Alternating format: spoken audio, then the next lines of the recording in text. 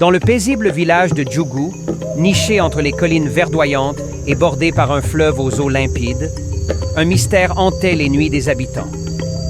Depuis plusieurs semaines, des pleurs étouffés résonnaient dans l'air, semblant émaner du grand fromager au centre du village. Certains murmuraient que c'était l'âme d'un ancêtre mécontent. D'autres y voyaient un présage funeste.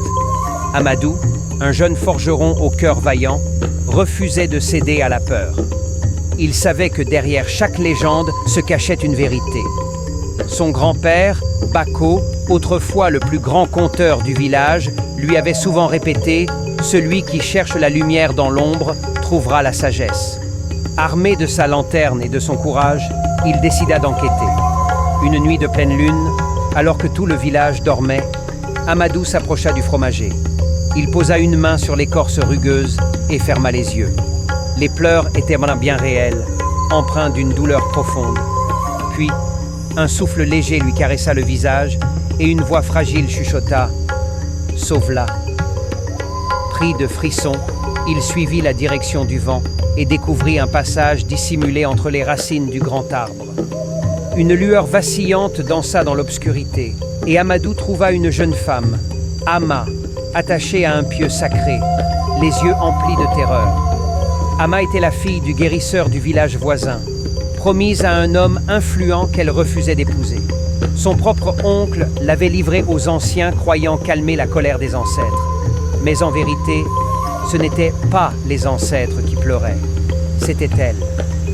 Révolté par cette injustice, Amadou la libéra et, au lever du jour, il se présenta devant le conseil des sages. Il leur raconta ce qu'il avait découvert.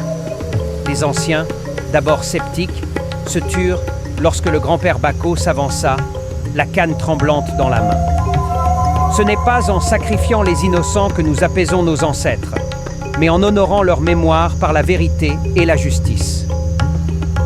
Touchés par ces paroles, les sages annulèrent le mariage forcé et offrirent à Ama un refuge au sein du village. Les pleurs cessèrent et le fromager, autrefois sec et craquelé, retrouva sa splendeur. Amadou comprit alors que le courage n'était pas seulement de combattre ses peurs, mais aussi de défendre ceux qui ne pouvaient pas parler. Désormais, son marteau de forgeron n'était pas seulement un outil, mais un symbole de justice. Ce n'est pas le destin qui forge notre avenir, mais les choix que nous faisons face à l'injustice et à la peur.